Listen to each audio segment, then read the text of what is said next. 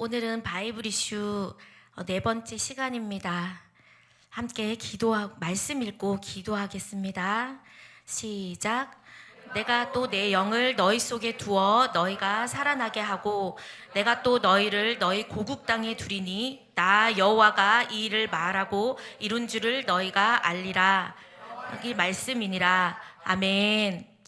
이 땅의 역사를 주관하시는 하나님 아버지, 죄 가운데 우리를 살리시는 이는 오직 하나님이심을 고백합니다. 오늘 강의를 통해 말씀을 신실하게 성취하시는 하나님을 만나기 원합니다. 말씀을 이루어 가시는 그 과정 가운데 저희가 도구로 쓰임받기 원합니다. 강의 가운데 오직 하나님만 영광 받아주시고 주인 되어 주옵소서. 부족한 자의 입술을 채우시고 듣는 이들에게 깨닫는 은혜를 허락하여 주옵소서. 감사드리며 예수님 이름으로 기도합니다. 아멘. 자, 이번 시간에는 제3부 왕국의 성립과 멸망 그리고 회복의 약속 중에서 성전 모독 사건과 수전절, 에스겔서의 예언과 이스라엘의 회복에 대해서 함께 배워보도록 하겠습니다. 먼저 지난 시간에 우리가 함께 살펴봤던 이스라엘과 남유다의 멸망에서 시작해서 고대 제국으로 이어지는 그 부분을 함께 나눠보도록 하겠습니다. 722년 북이스라엘이 어느 나라의 멸망을 당하죠? 네, 맞습니다. 아수르의 멸망을 당합니다. 아수르는 110년간 유지되다가 또 어떤 나라에 멸망당하게 될까요? 네, 맞습니다. 바벨론입니다. 또 바벨론은 어떤 한 나라를 멸망시키는데요. 어디일까요? 맞습니다. 남유다지요. 예, 남유다를 멸망시킵니다. 그렇게 승승장구하던 바벨론도 70년 정도밖에 유지가 되지 못하고 또 다른 나라에게 멸망을 당하게 되는데요. 바벨론은 어느 나라에 멸망당할까요? 메데와 바사, 페르시아라고 하지요. 페르시아에 멸망당한 이후에 페르시아는 200년간 존속되다가 또 어떤 나라? 네, 헬라 제국에 의해서 멸망을 당하게 됩니다. 네, 헬라는 260년 정도 지속되다가 어떤 나라에 멸망되게 될까요? 네, 맞습니다. 로마에 멸망당하게 됩니다. 자, 이 모든 일들은 놀랍게도 남유다가 멸망하기 전인 605년에 BC 605년에 제1차 포로로 잡혀가게 되는 다니엘을 통해서 예언이 되게 됩니다. 이러한 제국들이 흥하게 되고 또 망하게 되는 일들을 다니엘을 통해서 예언하시고 또 이후에 2차 포로로 잡혀가는 에스겔을 통해서는 하나님께서 이방 민족의 멸망과 더불어 이렇게 멸망한 이스라엘을 다시 회복시키겠다는 그러한 말씀을 해주십니다.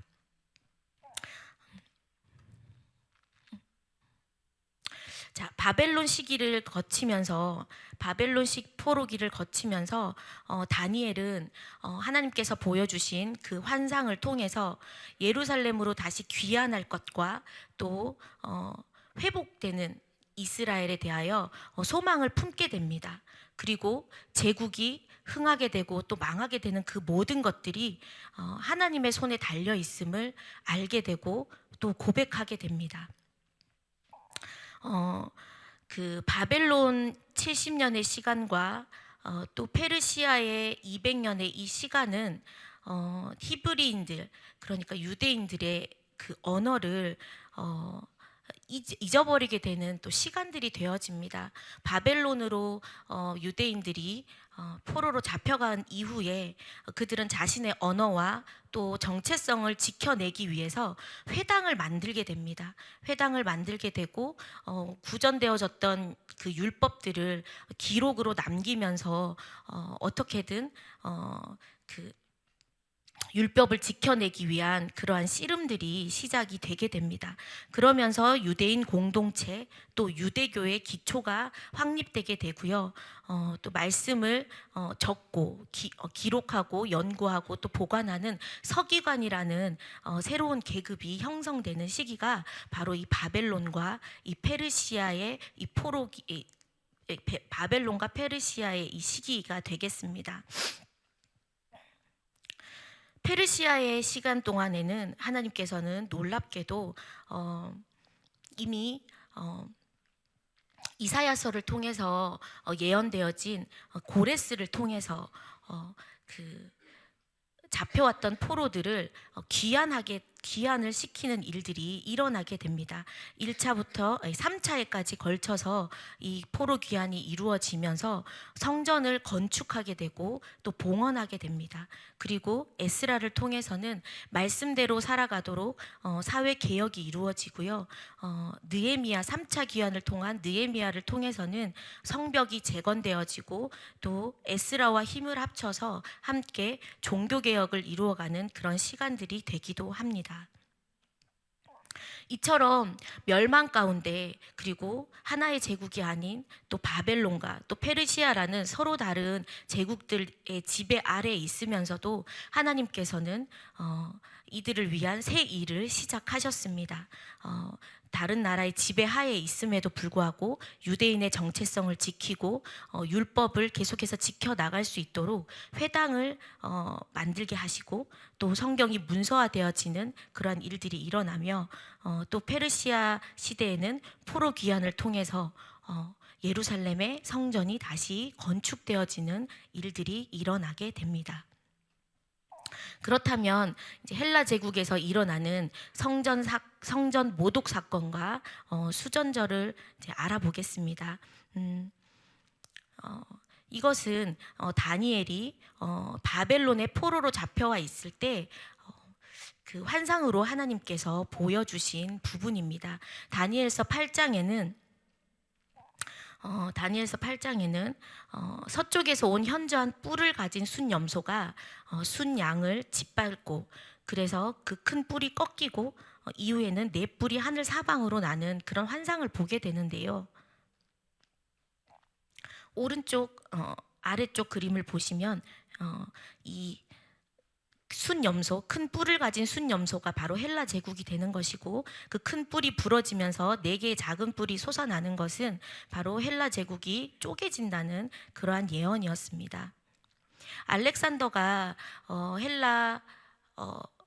알렉산더가 대제국을 이루었을 때 알렉산더는 그 모든 땅에 자기 그 민족의 헬라어 그리고 헬라의 그 문화들을 장착시키고 싶어해요. 알렉산더는 아리스토텔레스의 제자였습니다. 그래서 그는 그리스 문화에 대한 굉장한 자부심이 있던 사람이었어요. 그래서 자신이 통일한 모든 땅에 그 하나의 그 시민, 하나의 언어, 하나의 문화 그런 것들을 이루어 가려는 그런 포부를 가지고 있었어요. 그래서 이때부터 그리스어가 즉 헬라어, 그리스어와 헬라어는 동일한 말입니다. 제가 혼용해서 사용하더라도 잘 알아들으시기 바랍니다. 이때부터 헬라어, 그리스어가 이 헬라 제국의 공용어가 되게 됩니다.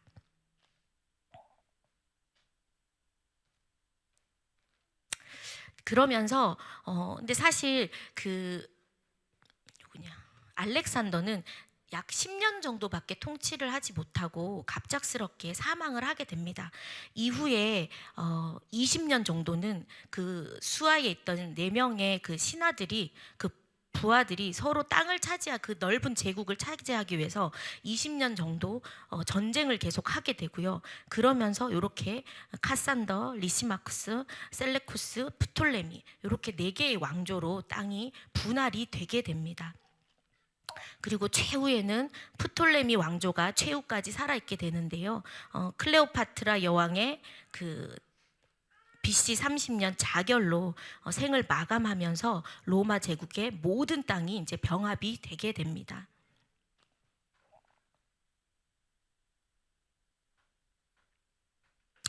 어, 네 개의 제국으로, 네 개의 그 왕조로 쪼개졌지만 여기서는 예루살렘, 그러니까 유대 땅을 둘러싸고 계속해서 패권 다툼을 하는 셀루커스 왕조와 프톨레미 왕조에 대해서 저희가 좀 더 살펴보도록 하겠습니다. 그 다니엘서에는 셀루커스 왕조가 북방 왕으로, 또 프톨레미 왕조가 남방 왕으로 기록이 되어 있습니다.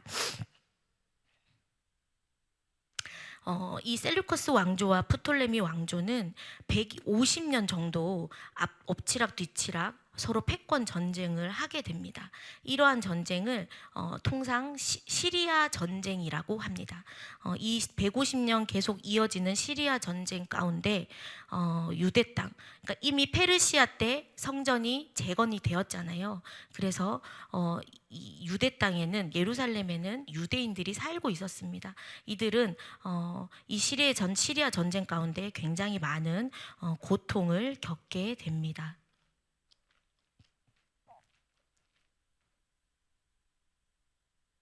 자, 먼저 이 유대 땅이 프톨레미 왕조의 남방 왕의 먼저 지배를 받게 돼요.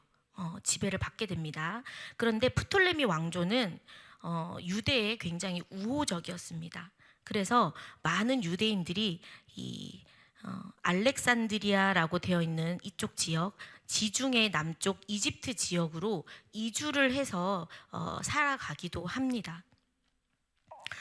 알렉산더는 죽었지만 모든 세계를 헬라화하려고 하는 그러한 소망은 이 신하들을 통해서도 이후에도 계속해서 이어지는데요.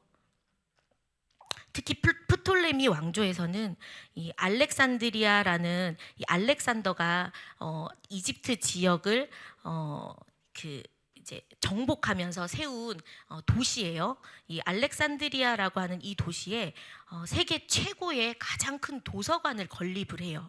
그래서 세상의 모든 책들을 모아서 헬라어로 바꾸려는 그런 작업을 하게 됩니다.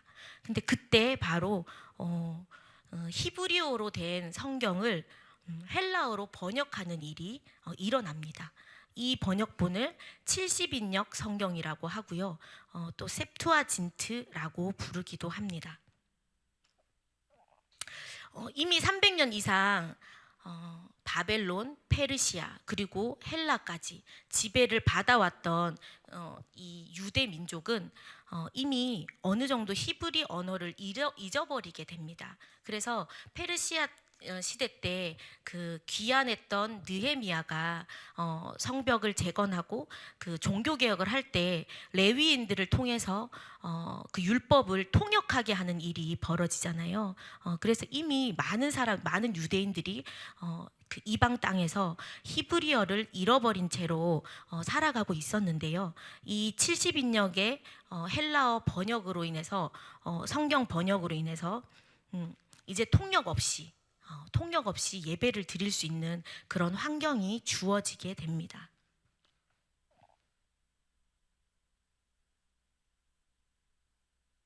그리고 이방인들에게도 다시 오실 예수님에 대한 복음에 대한, 또한 율법에 대한 그러한 그 전파가 이루어질 수 있는 일들이 벌어지게 됩니다.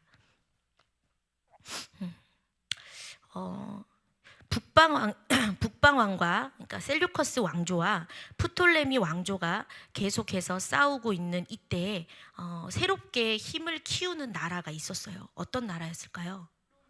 네, 맞습니다.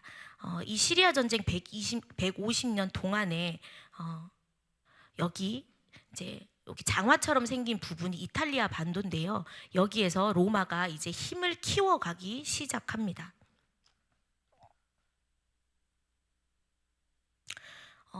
먼저 로마는 이 이탈리아 반도, 장화처럼 생긴 이 지역을 다 통합을 해요. 다 통합을 한 다음에 이제 눈을 어디로 돌리냐? 지중해 남쪽에 보면 카르타고라고 되어 있지요. 이 카르타고는 원래 우측에 보시면 두로라는 지역이 있습니다. 이 두로의 식민 도시였어요. 식민 도시였는데 이 카르타고는 지중해 남쪽과 또 여기 스페인 지역까지 차지하면서 지중해 상권을 다 장악하게 되고 굉장히 힘과 또 재정으로도 이렇게 탄탄한 이제 그런 도시 국가가 됐어요. 근데 이미 오른쪽에 있는 두로는 헬라 그 알렉산더를 통해서 여기는 이미 두로는 멸망한 뒤였지만 카르타고는 아직 건재했습니다. 그래서 이제 힘이 점점 자라갔던 로마는 이 카르타고를 이제 멸망시키기로 작정을 하고 120년간 이 지역과 전쟁을 벌여요. 그러다가 이제 로마가 최종적으로 승리를 하게 됩니다. 승리를 하게 되면서 로마는 지중해의 남쪽과 서쪽을 차지하게 되겠죠. 그러면서 이제 어느 쪽으로 눈을 돌릴까요? 이제 지중해 오른쪽, 동쪽까지도 차지하려고 이제 힘을 키워가게 됩니다. 그런데 지중해 오른쪽에는 어떤 왕조가 있지요? 네, 헬라의 셀류커스 왕조, 북방 왕이 차지하고 있는 땅입니다. 그래서 로마와 셀류커스의 충돌은 이제 필연적일 수밖에 없는 상황이 된 거죠. 이때 이제 로마와 셀루커스 왕조가 전쟁을 한 육상에서 또 해전에서 전쟁을 하게 되는데요. 이때 누가 이길까요? 네, 맞습니다. 로마가 이깁니다. 로마가 이기게 되면서 당시에 북방 왕이었던 안티오커스 3세는 패배하게 됩니다. 그 패배한 그거 이제 패전국으로서 많은 그 전쟁 배상금을 내야 하는 처지에 놓이게 되고요. 그 셋째 아들이었던 안티오커스 4세 에피파네스를 로마의 인질로 잡아가게 되는 일이 생깁니다. 그래서 이 안티오커스 3세의 아들인 에피파네스는 14년 동안 로마의 인질로 잡혀 있게 됩니다. 자, 오늘의 주제인 그 성전 모독 사건, 그 모독 사건의 그 주인공인 안티오커스 4세 에피파네스에 대해서 한번 알아보도록 하겠습니다. 함께 읽어보겠습니다. 시작. 또 스스로 높아져서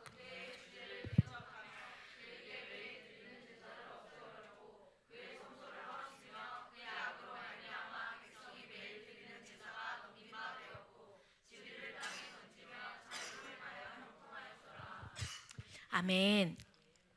다니엘을 통해서 안티오커스 4세 에피파네스의 행적이 예언이 되게 되는데요. 이는 적그리스도로 예표되는 인물이기도 합니다. 14년 동안 로마에 갇혀있던 인질로 갇혀있던 에피파네스는 그 인질에서 풀려난 이후에 자국으로 돌아가서 자국의 조카에게 그 왕권이 돌아갈 차례였지만 그 왕위를 조카에게서 빼앗습니다. 그리고 조카를 로마 인질로 보냅니다. 그런 다음에 남방 프톨레미 왕조를 침공을 하게 됩니다. 그래서 프톨레미가 더 이상 힘을 쓸 수 없도록 그 프톨레미의 땅을 이제 두 개로 쪼개놓고 다시 이제 자국으로 돌아오게 되는데요. 그 다음에 프톨레미에서 그 다시 쪼개졌던 나라를 하나로 만들고 힘을 키우려는 그런 시도들이 이루어지자 에피파네스는 다시 이제 군사들을 모아서 프톨레미로 내려가게 됩니다. 그래서 그 이제 프톨레미를 거의 제압을 한 상태였는데요. 그때 갑자기 로마가 등장하게 돼요. 그래서 로마는 에피파네스가 프톨레미 왕조를 좌지우지하지 못하도록 막아섭니다.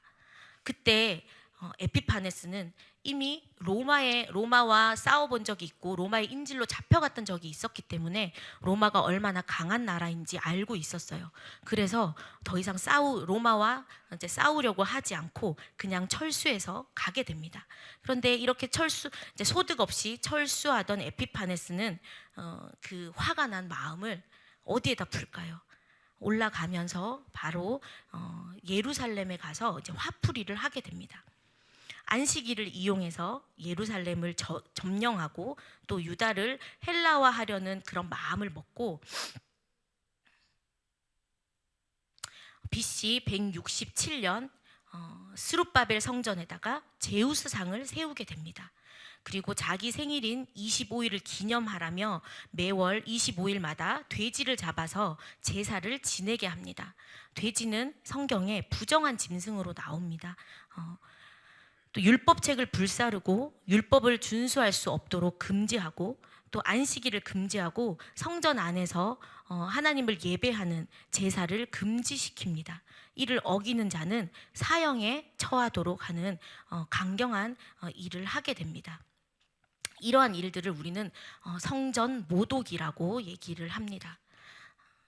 이때 제사장이었던 마따디아는 이것을 그냥 두고 볼 수가 없어서 그 5 아들, 그에게는 5 아들이 있었는데요. 5 아들과 이 일에 대하여 에피파네스의 그 성전 모독 사건에 대해서 분노한 사람들을 모아서 그 헬라 군대에 대항을 하게 됩니다.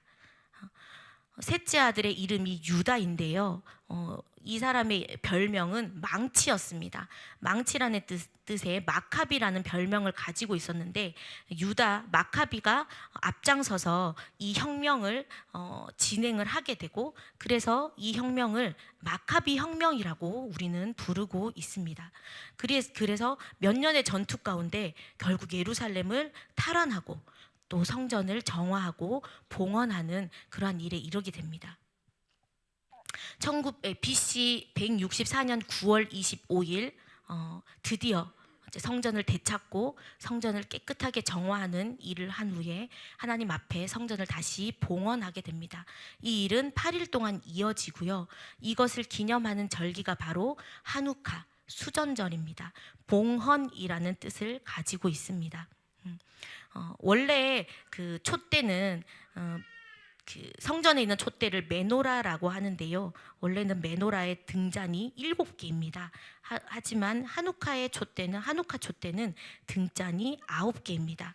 첫날에 가운데 그 등잔과 그 옆에 첫 번째 등잔에 불을 붙이고 이후 8일 동안 하나씩 불을 추가해서 붙이면서 이날의 절기를 기념한다고 합니다. 이후에 에피파네스는 예루살렘에서의 자신의 한 일을 후회했다고 해요. 하지만 이미 그는 하나님 앞에 몸이 썩는 고통스러운 병에 걸려 죽게 되었다고 합니다. 이 이후에 그 마따디아 그리고 유다 마카비 그리고 그 형님 시몬 이렇게 이어지는 이들을 통해서 이들을 하스몬 가문이라고 왕조라고 하는데요. 이 하스몬 왕조에 의해서 이 유다 지역이 독립을 하게 돼요. 약 100년 정도 셀류커스로부터. 그래서 셀류커스 북방 그 왕의 그 땅은 있었지만 유다 지역만 하스몬 왕조에 의해서 독립을 하게 되는 그러한 일이 일어납니다. 그래서 이 헬라 260년간을 다시 한번 보면요. 먼저는 알렉산더 대왕과 대왕의 집권과 또 4명의 부하의 그 싸움으로 30년의 시간이 흐르고요. 그 다음에 프톨레미 왕조가 100년간 유대 지역을 지배하게 되고 이후에 셀루커스 왕조가 34년간 유대 지역을 또 지배하다가 하스몬 가문에 의해서 독립해서 100년 정도 유다가 독립을 이룹니다. 하지만 이후에 로마에 의해서 하스몬 가문은 무너지게 되고 그 땅은 다시 로마의 점령하에 들어가게 됩니다. 이 헬라의 지배 아래에 있던 이 260년간 하나님께서는 헬라어로 언어를 통일시켜 주셨고요. 이 헬라어 성경으로 번역이 되면서 이제 더 이상 통역 없이 예배를 드릴 수 있게 되었고 이방인에게도 율법이 전해지게 되는 일들이 생겼습니다. 그리고 이 유대 지역이 셀류커스, 프톨레미, 또 로마 지역까지 계속해서 힘이 센 지역의 지배를 받으면서 대제사장 직분이 변질되게 됩니다. 그러니까 권력형 제사장들이 생겨나게 되는 거죠. 그 권력에 빌붙어서 계속해서 제사장직을 이루어 가려는 그런 사람들이 생겨나게 되는데요. 그렇게 해서 등장하는 것이 바로 사두개인이고, 또한 이러한 정치적인 상황 가운데 하나님의 말씀을 따라 살고자 했던 바리새인들도 생겨나게 된다고 합니다. 이렇게 해서 헬라 제국 시대에 있었던 성전 모독 사건과 성전 정화의 내용은 마무리를 하고요.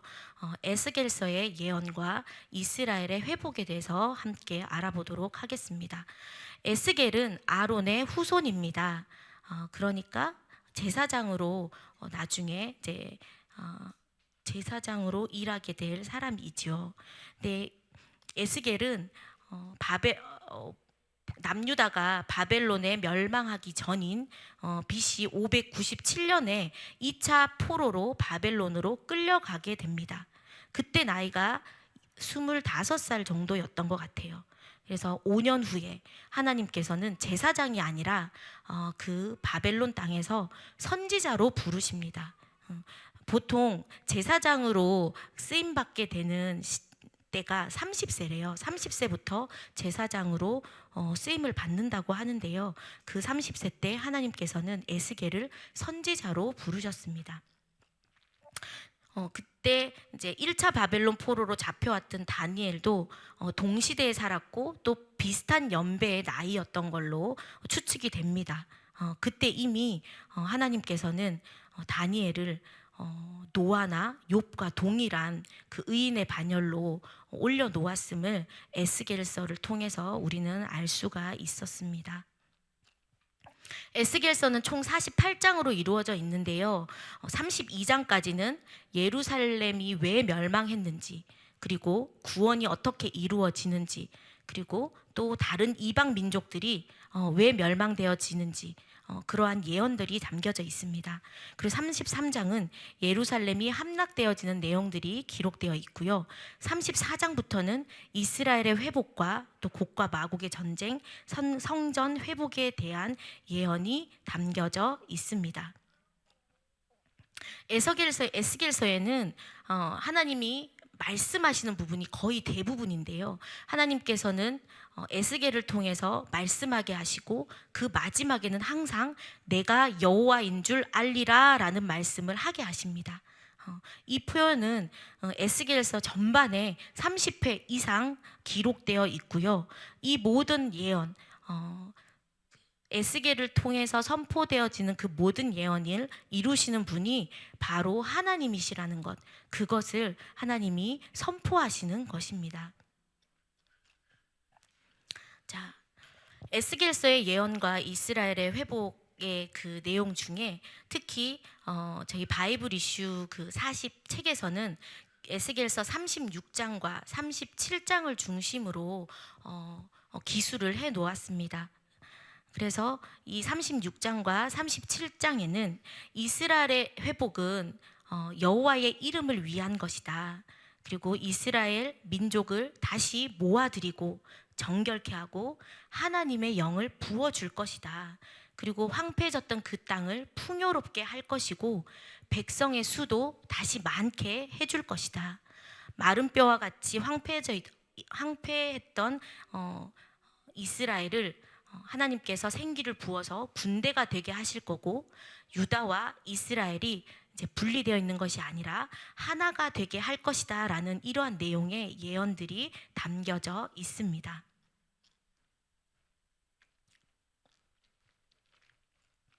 그렇지만 말씀드린 바와 같이 에스겔이 이 모든 것을 하나님으로부터 들었던 그 시간은 바벨론 시기입니다. 바벨론 시기에 아직 수년, 거의 그 1000년에 가까운 시간이 지나 1000년에 가까운 그 시간들을 하나님께서는 예언을 통해서 알려주고 계신데요. 아까 함께 나누었던 헬라까지, 그리고 그 이후에는 이후에 로마 시대에 예수님이 나시게 되죠. 예수님이 나시게 되고 예수님의 또 십자가 사건도 이루어지게 됩니다. 우리는 그 이후의 일들을 한번 살펴보겠습니다. 예수님이 승천하신 이후에 AD 70년에는 로마의 티투스 장군이 예루살렘을 함락시킵니다. 예루살렘을 함락시키면서 리모델링 되었던, 헤롯 대왕을 통해서 리모델링 되었던 헤롯 성전이 다시 한번 철저하게 파괴되는 일이 발생합니다. 이때 유대인들은 로마의 포로로 잡혀가기도 하고 또 전 세계로 흩어지게 됩니다.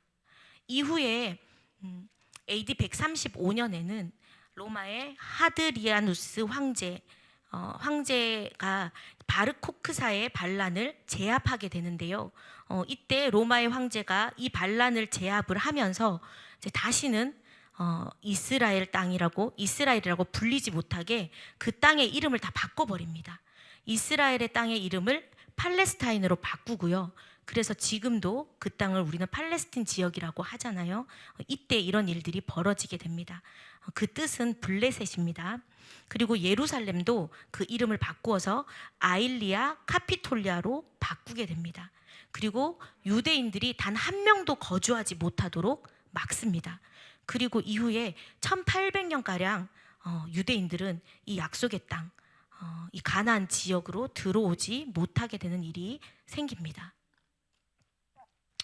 이렇게 전 세계 각국으로 흩어진 디아스포라가 된 유대인들, 나라도 없이 디아스포라가 된 유대인들은 정말 힘든 시간들을 보내게 됩니다. 이슬람은 유대인을 2등 국민으로 대우했고요. 기독교 국가에서는 예수를 죽인 민족이라며 멸시하고 핍박합니다. 실제로 십자군 전쟁 당시에 십자군은 예루살렘의 그 유대인들을 학살하는 일들이 생기고요. 또 각 나라, 유럽의 각 나라들에서는 유대인들이 카톨릭으로 개종하도록 강요했으며, 이러한 것들이 이루어지지 않았을 때는 고문이나 화형, 재산을 몰수하는 그런 종교 재판으로 이어졌습니다. 유럽에서는 계속해서 반유대주의가 존재했고요. 유대인들은 유월절, 오순절, 초막절이 되어도 예루살렘에 올라갈 수 없는 그러한 상황이 됩니다. 그러다가 1800년도, 엄청 시간이 많이 갔지요. 예수님이 태어나시고 1800년이 지났습니다. 1894년도에 프랑스에서 드레피스 사건이 일어나게 됩니다. 이것은 드레피스라는 프랑스 포병 대위예요. 이 사람은 유대인이었는데요. 실제로 간첩이 아니었지만 간첩의 혐의를 받고 종신형에 처해지고, 그리고 외딴 섬에 유배를 가게 됩니다. 이 드레피스가.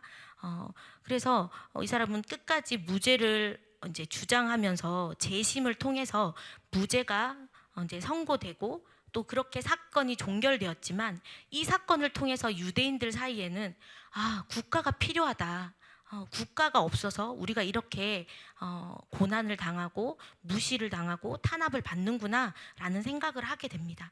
그래서 유대인들 사이에서는 약속의 땅, 하나님께서 약속하셨던 그 가나안 땅, 그 땅에 유대 국가를 세우고자 하는 운동이 이제 일어나기 시작합니다. 그것을 바로 시온주의라고 합니다. 그리고 1917년 벨푸어 선언이 발표됩니다. 이것은 팔레스타인 땅에 유대 국가를 건설해도 좋다라는 선언이에요. 이것은 제1차 세계대전 이후에 영국의 벨푸어를 통해서 선언이 되는 것인데요. 왜 이러한 일이 일어났냐면, 유대인 하임 바이츠만이라는 사람이 있었습니다. 이 사람은 포도당으로 아세톤을 만드는 기술을 이제 가지고 있었고, 또 특허를 냈어요. 이 아세톤은 화학의 원재료입니다. 그래서 전쟁을 할 때, 무기를 만들 때 이 아세톤이라는 게 꼭 필요한 거예요. 그런데 영국에서는 그 지하 자원으로 아세톤이 없었어요. 그래서 이 하임 바이츠만을 통해서 포도당, 그러니까 옥수수를 심어가지고 거기서 포도당을 추출해서 아세톤을 만들고, 그걸 이용해서 화약을 만들게 돼요. 그래서 제1차 세계대전 때 화약을 대량 확보할 수 있게 되고, 그 전쟁 당시에 그 승리로 이끌 수 있는 이제 그러한 일이 생겨납니다. 그리고 제1차 세계대전이 끝난 시점에서 영국이 팔레스타인의 그 주인이 되어졌어요. 그래서 이제 영국 정부에서 하임 바이츠만의 공을 높이 사면서 너가 원하는 소원을 다 들어줄게, 말만 해라고 이제 요청을 했을 때 하임 바이츠만은 그 팔레스타인 땅에 우리 유대 국가를 세워달라 이렇게 요청을 하게 됩니다. 그래서 벨푸어 선언 이후에 아직 유대 국가가 세워지지 않았지만 많은 유대인들은 이 벨푸어 선언으로 인해서 이제 흥분하게 되고 곧 유대 국가가 생길 거라는 그 기대감에 팔레스타인 땅으로 이주를 하게 돼요. 그렇지만 이 팔레스타인 땅은 사실 사람이 살기가 힘든 굉장히 황폐해진 그런 땅이었습니다. 그럼에도 불구하고 많은 유대인들은 이주를 하기 시작을 했는데요. 곧 얼마 되지 않아 2차 세계대전이 발발하면서 그 땅과 또 유럽 지역에 있는 유대인들에게는 다시 한번 큰 고난이 찾아오게 됩니다. 독일의 히틀러를 통해서 유대인 대학살이 일어나고요. 이것을 통해서 유대인들은 다시 한번 국가의 소중함을 또 깨닫게 되고 정말 국가를 빨리 세워야겠다, 이제 그런 마음을 가지게 됩니다. 제2차 세계대전 이후에 만들어진 국제연합 유엔은 1947년 11월 29일 팔레스타인 땅에 유대 국가와 아랍 국가를 동시에 건국하라고 얘기를 해요. 왜냐하면 이미 그 땅에는 아랍인들이 살고 있었기 때문에 그 유대 국가만 만들 수도 없었고 또 아랍 국가만 유지할 수 없는 그런 상황 가운데 유엔은 이렇게 좌우합작처럼 이러한 이제 결정을 내리게 됩니다. 그렇지만 아랍 국가들은 이미 그 땅에서 오랜 세월 살고 있었던 아랍 국가들은 이 팔레스타인 땅에 유대 국가가 세워지는 것을 전면적으로 거부하면서 전쟁도 불사할 것이다, 모든 유대인들을 지중해에다 다 빠뜨려 버릴 것이다, 이렇게 협박을 하면서 이러한 일들이 일어나지 못하도록 강하게 거부합니다. 당시에 팔레스타인 땅에는 그 유대인들이 80만 정도밖에 없었어요. 벨푸어 선언 이후에 많은 사람들이 이주를 해왔지만 그래도 80만 정도밖에 되지 않는 상황이었어요. 이러한 상황 가운데 유대인 내부에서도 지금 국가를 세우는 게 현실적으로 타당한가? 아니다, 지금이 아니면 언제겠느냐, 이러한 두 의견이 팽팽하게 맞서고 있었고요. 그렇다면 국호는 무엇으로 할 것이냐, 이런 거에 대해서 굉장히 이제 팽팽한 어떤 의견들이 맞서고 있었는데 벤구리온과 유대 지도자들은 국호를 이스라엘로 정하고 지금 건국을 하기로 결정을 합니다. 그래서 유엔의 그 발표가 있었던 그날로 이제 다음 해인 1948년 5월 14일에 이스라엘의 건국을 세계 만방에 공포하게 됩니다.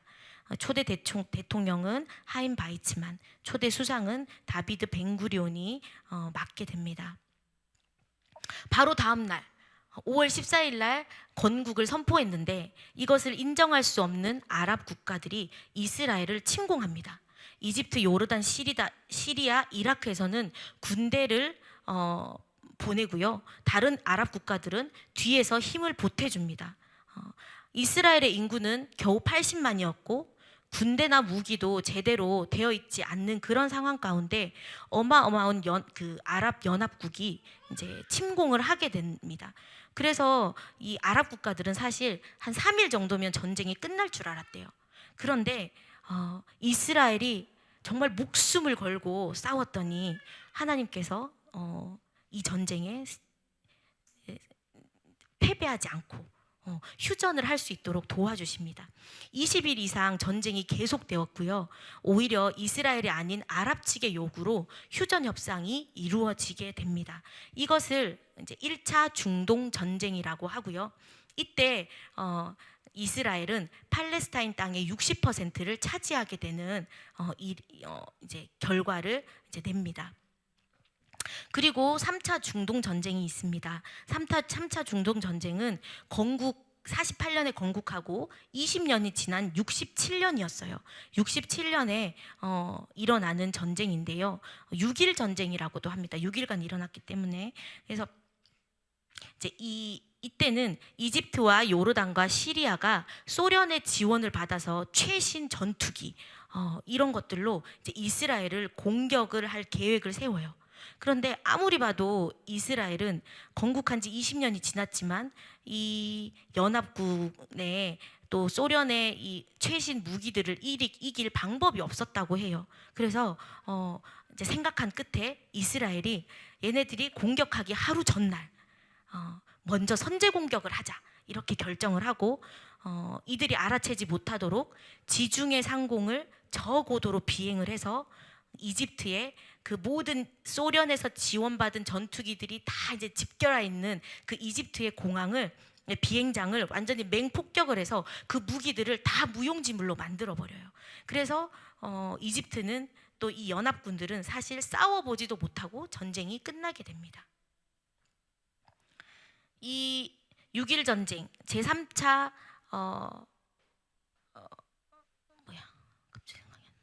중동 전쟁, 3차 중동 전쟁을 이스라엘이 대승을 하게 되면서 이스라엘은 많은 땅을 차지하게 됩니다.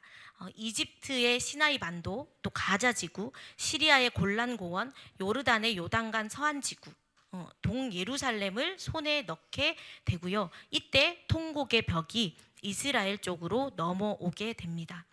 그러나 이후에 이스라엘과 이집트가 평화 조약을 하면서 시나이 반도는 이집트에 돌려주었다고 합니다. 그렇지만 가자 지구와 요단강 서안 지구, 골란 고원, 그다음에 황금돔을 제외한 동 예루살렘은 이스라엘의 통치권 안에 두었고요. 유엔이 이 땅을 다시 돌려주라는 압박을 계속하고 있지만 이스라엘은 돌려줄 의사가 없다고 합니다. 에스겔 37장에는 마른 뼈의 환상이 기록되어 있습니다. 바싹 마른 뼈가 가득한 골짜기에 하나님께서는 에스겔을 두십니다. 에스겔이 하나님의 말씀을 대언했을 때 그 마른 뼈들이 짝을 찾아 서로 연결이 되어지고 또 힘줄이 붙고 피부가 덮여서 사람이 됩니다. 그때 사방에서 몰려온 생기가 그 사람한테로 들어갔더니 그것이 바로 큰 군대가 되게 됩니다. 하나님께서는 마른 뼈를 이스라엘 온 족속이라고 하셨고요. 이러한 환상을 통해서 1900년간 땅끝 곳곳에 흩어져서 소망 없이 고난 가운데 살아가던 이스라엘을 불러내셔서 이제는 큰 군대를 만드시겠다는 그 하나님의 약속을 보여주는 이제 환상입니다. 이렇게 이스라엘이 건국된 이후에 계속해서 많은 세계에 흩어져 있는 유대인들은 이스라엘 땅으로 귀환을 하게 됩니다. 전 세계에 흩어진 유대인들의 이스라엘 땅으로의 귀환을 알리야라고 부르는데요. 이 알리야의 물결은 계속되게 됩니다. 이스라엘의 인구가 건국 당시에는 80만이었지만 2020년도에는 약 900만 명이 되고요. 아랍인을 제외하고도 660만 명이 이스라엘의 후손으로 거의 8배에 달하는 그런 인구가 증가하게 됩니다. 그리고 현재도 우크라이나 전쟁과 또 하마스 이스라엘의 전쟁, 그리고 유럽과 미국의 극단적인 반유대주의로 인해서 알리야는 계속되고 있습니다. 1900년 동안 황무지였던 그 땅에 하나님께서는 놀라운 일들을 행하시고 계십니다. 건국한 이후에 약 5배 이상의 강수량을 기록하면서 전혀 농사가 될 것 같지 않은 그 땅에 농산물과 또 낙농 제품들이 이제는 수출을 할 수 있는 수출 국가가 되었고요. 또 세계 최고의 첨단 기술로 또 군사력으로 아랍 국가들을 압도하고 있습니다. 그리고 지중해에는 천연가스가 또 막대한 양의 석유가 매장되어 있어서 또 생산을 하고 있습니다. 하나님께서는 이스라엘을 점점 더 강력한 군대로 만들고 계십니다. 에스겔서는 지금부터 약 2600년 전에 쓰여졌습니다. 하나님께서는 2600년 전에 그 예언하신 그 말씀들을 신실하게 성취해 가고 계십니다. 아무리 오래전에 하나님께서 말씀하셨더라도 하나님께서는 잊지 않으시고 반드시 이루어 가시는 분이십니다. 지금도 이스라엘 텔아비브 벤구리온 공항에는 그 알리야하는 야곱의 후손들이 매일 도착한다고 합니다. 하나님께서는 모든 이스라엘 백성들을 그 땅으로 데리고 오시겠다고 하셨습니다. 아직도 800만 명 이상이 이방 땅에 살고 있고요. 언약의 하나님께서 이 800만 명의 이방 땅에 살고 있는 유대인들을 어떻게 이스라엘로 다시 돌아오게 하실지는 우리가 또 지켜봐야 할 것 같습니다. 자, 말씀 함께 읽겠습니다. 시작.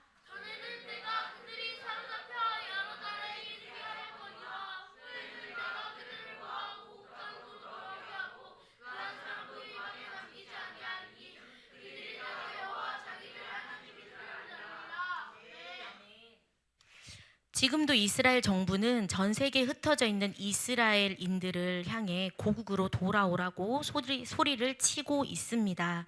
지금 이 순간에도 하나님께서는 계시하셨던 말씀을 신실하게 성취해 나가고 계십니다. 이것은 이스라엘 백성과 세상 사람들 모두에게 이 모든 일을 성취하시는 이는 바로 하나님이라는 것, 여호와라는 것, 그것을 알게 하기 위함이시라고 합니다. 우리는 역사라는 그 영어 스펠링, 영어 단어를 압니다. 역사를 영어로 뭐라고 하죠? 히스토리라고 합니다. 히스토리는 히스와 스토리가 합쳐진 말이라고 해요. 여기서 히스는 그의, 스토리는 이야기. 누구의 이야기? 예수님의 이야기. 여기서 그는 바로 예수님을 말하는데요. 우리가 알고 있는 역사는 예수님의 이야기라고 합니다. 놀랍지 않으세요?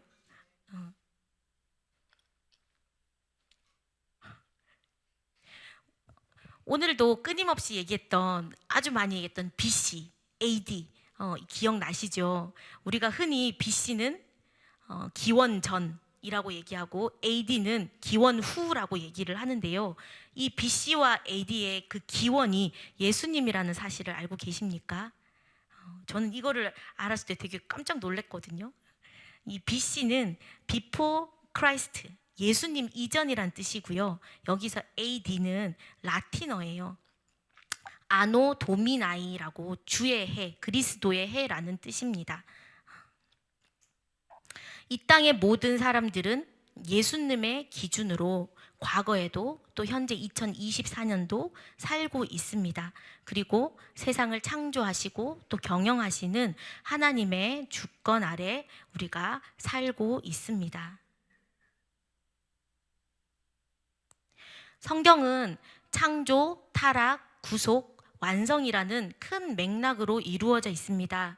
하나님은 창세기 1장과 2장을 통해서 보시기에 참 좋은 피조 세계를 만들어 주셨습니다. 그러나 창세기 3장에 아담과 하와가 선악과를 먹음으로 하나님의 말씀에 불순종하게 되고 이것으로 하나님과의 관계가 단절되게 됩니다. 우리는 이것을 죄라고 하고 죄를 범함으로 피조 세계가 타락하게 되는 일이 생겨납니다. 이것은 사단이 합법적으로 이 땅을 다스릴 수 있는 권세를 부여하게 됐다라는 말과 또한 동일합니다. 그러나 죄로 죽을 수밖에 없었던 우리를 하나님께서는 예수 그리스도를 통해서 고쳐주십니다. 그 모든 과정을 구속이라고 합니다. 그리고 예수님이 다시 심판주로 이 땅에 오시는 것이 바로 완성입니다. 성경은 AD 100년 정도에서 기록이 멈췄지만 이후 지금까지 하나님의 언약은 계속해서 신실하게 성취되고 있습니다. 이 땅의 역사 가운데 하나님은 사람들을 통하여서 신실하게 일하고 계십니다. 하나님의 말씀에 순종하는 자들을 통해서 하나님은 일하고 계십니다. 그러나 하나님께 불순종하는 자들을 통해서 또한 사단도 아주 성실하게 일하고 있습니다. 예수님의 초림을 막으려고 했던 악한 사단의 계략에도 예수님은 태어나셨습니다. 그리고 하나님의 뜻대로 십자가를 지셨습니다. 예수님의 재림을 막으려는 사단의 악한 괴계에도 예수님은 반드시 심판주로 다시 오실 것입니다. 그러나 우리가 준비되지 않으면 그날은 많이 미루어질 수 있습니다. 신실하신 하나님의 신실한 군사로 저희 모두가 쓰임받기를 간절히 소망합니다. 감사합니다. 함께 기도하고 마치도록 하겠습니다. 약속한 것을 신실하게 이루시는 하나님을 찬양합니다. 모든 사람이 구원에 이르기를 원하셔서 오늘도 오래 참으심으로 회개의 열매를 맺도록 기회 주시는 하나님께 감사합니다. 세상 역사 가운데 살아계신 하나님, 구원자 되신 전능하신 하나님을 발견하게 하시니 감사합니다.